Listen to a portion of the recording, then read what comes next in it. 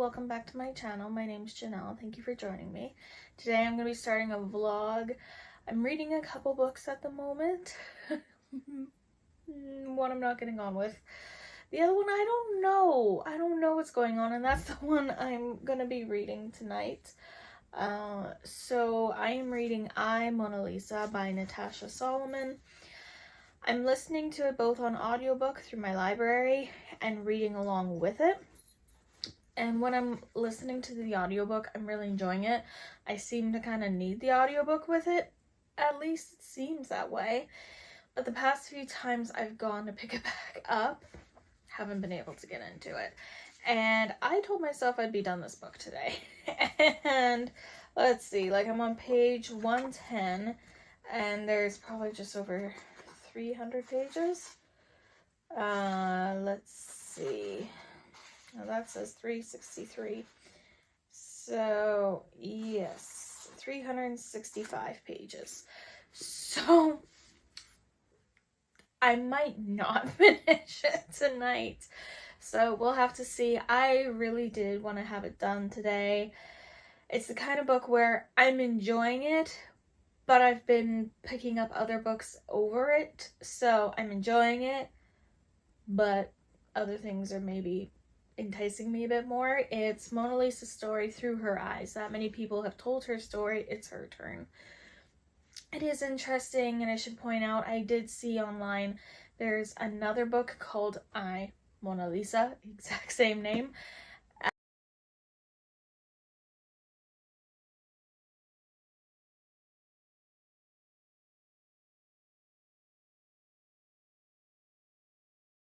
I have ambient lighting all over. I have candles lit. I have made a mug of tea that I'm very excited for. And my husband made scones last night. Ooh, near dropped that. That would have been bad. I'm gonna move the iPad. My husband made chocolate chip scones last night, and they are genuinely like the best scones I have ever had. So I'm gonna have that first. It's freshly warmed up, and then I'm gonna get to reading.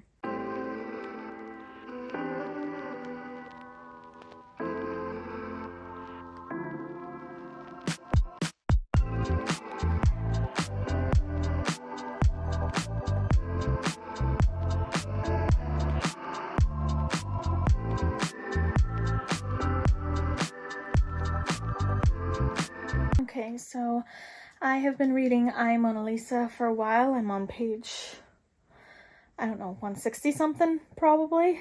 And it's good. It's good, but I don't know, I get bored, but it's written well. I'm confused. I'm fairly confused here because I'm enjoying it. I'm really enjoying the narration. The descriptions are gorgeous. Like, I'm transported there. I feel like I'm in Italy. I wish I was in Italy. But it just, I think it's the pacing, because you're literally going through history with her, and she's jumping back and forth a bit, you know, like after Leonardo's death, now we're back to before he died. So we've got all of that going on, but it's very, very, very slow paced, and I think that's why I'm in it for so long, and then I'm kind of like, okay, we're here. So, but at the same time, I don't necessarily know for something like that how the author could have picked up the pacing at all.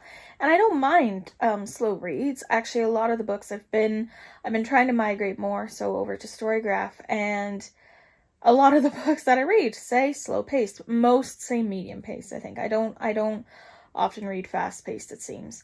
Not intentionally. Zero intentions on that one.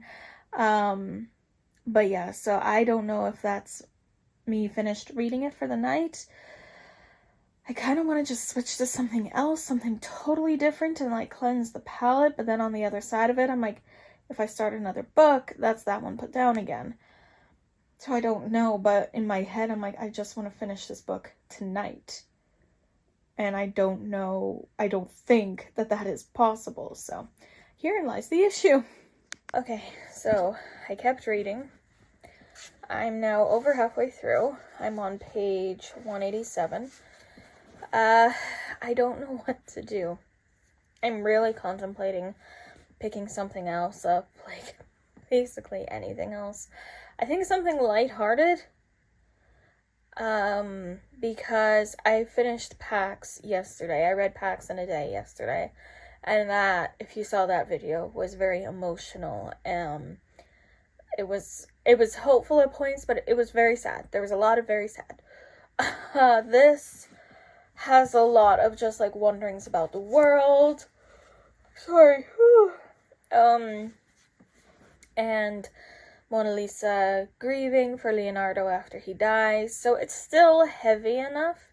There's lots of, it's very contemplative. Like, and you're not the one contemplating. She's the one contemplating. And you're reading her contemplations, basically, and her observations.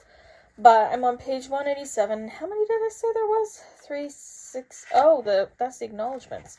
The acknowledgements are normally not part of the page numbers, sure? They're not? Let's see. Okay, right. I did just spoil something for myself. There's 361 pages. Except now I know the timeline that the book ends in. So, I wondered about that. I think I'll keep going with it. And then afterwards, I think I might need to read like a romance, or I'm right behind where recording, you're on the shelf. I have a Dumplin', which I have had since it was published, and I never read it, and that would be something totally different. So that might be a good option. We shall see, I suppose. I have finished reading I, Mona Lisa by Natasha Solomons, and here are my thoughts, my wrap-up of thoughts about it. Overall, I really liked it, even though at points it felt quite hard to stay with it. Reason being, I think, is the pacing. You're going through her history from when she's first, like, painted throughout history, and you're bouncing back and forth. So you're after Leonardo's death, and you bounce back to before, after, before, after, before. It's very, very well written. The details are fantastic. It's very believable that, like, obviously, overall, the locations Mona's been throughout history and everything is more or less factual, right? But the details of what happened within those times would be the fiction, but it's written in such a way that it's like, yeah, I believe that happened, you know? So it's very, and I love it when books do that when they fill in with the fiction, that it still feels like the fact. So I do quite enjoy that. This is a fantastic book if you're looking for just something slow-paced, just a very, like, leisurely read. There are dramatic moments for sure, but it's not a what's gonna happen next kind of reaction. I think the reason I struggled with it was because of that, because I think need something with a bit more of a pace at the moment. I really enjoyed it with the audiobook. I think I would have struggled a lot more without the audiobook, because the audiobook, like, added the character to it. And it was very well done. I just had it borrowed from my library, but I was reading along with the audiobook. I think just for me, personally, it was a little too slow, but I don't know. It's hard to say, because I did enjoy each segment as well. Like, there isn't any part where I'm like, that wasn't needed. She could have cut that out. Like, I wouldn't say that. So it's not even that I feel like it needed to be shorter or anything. I just think I struggle with that slow of pacing. But at the same time, I don't really see how she could have sped it up. Like, it's not like you're walking through history. That takes time. Realistically, that just takes time. So I gave it 3 stars. If I went nitpicky, I'd say 3.5. It wasn't a 4-star for me because of my struggle to kind of keep going with it. And knowing that if I hadn't had the audiobook, I would have struggled more. But 3s for me tends to be like, it existed, but, you know, kind of reaction. Like, quite often a 3, like, I would maybe donate that later on. This I don't see me getting rid of, because, like, I did enjoy it. I think it would have easily been a 4 if it was shorter. However, after reading all of it, I don't think it should be shorter. That probably makes no sense, but I would have enjoyed it more if it was shorter, but I don't think it should have been shorter. Essentially. It does put into perspective, like, just how long she's existed for and everything she has been through and witnessed.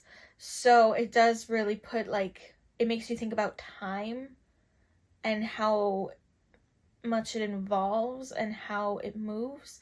So there's definitely a big element of that I was thinking about. So I would recommend this if you have an interest in Mona Lisa. I would definitely recommend it. It is fascinating. It just takes a bit to get through. Like, she's very captivating, and I think that's why I didn't DNF. There's so many reasons why I didn't DNF, and that's because, like, the landscapes were described so gorgeously. The other characters in the story and paintings were described and felt so real and so lifelike.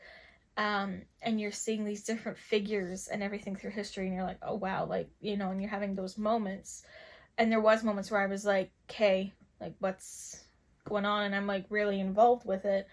But it was just kind of, her existence felt very long to her. So, and you're seeing it through her eyes. So in that way, it feels long to you, right? So I would recommend it. Just know it is definitely a slow-paced book. And yeah, it was very, very well done, though. It's kind of the first time I've read anything like that. And to be fair as well, I don't tend to get on, I've noticed, with books about, like, art or artists. I tried one, I think I DNF'd. I don't even remember what that one was. There's another one on my shelf that I've gone to donate so many times, but I love the cover of it, so I keep telling myself I'm going to try again. Maybe I will after reading this. But yeah, I do think it was very well done. It's just for my particular reading tastes, not what I need the most, but I don't think it could have or should have been written in any other way. So that is my reading and review of I, Mona Lisa by Natasha Solomons. If you've read it, let me know what your thoughts are, and I would love to hear them. I'll see you in my next video soon. Thanks for watching. Bye.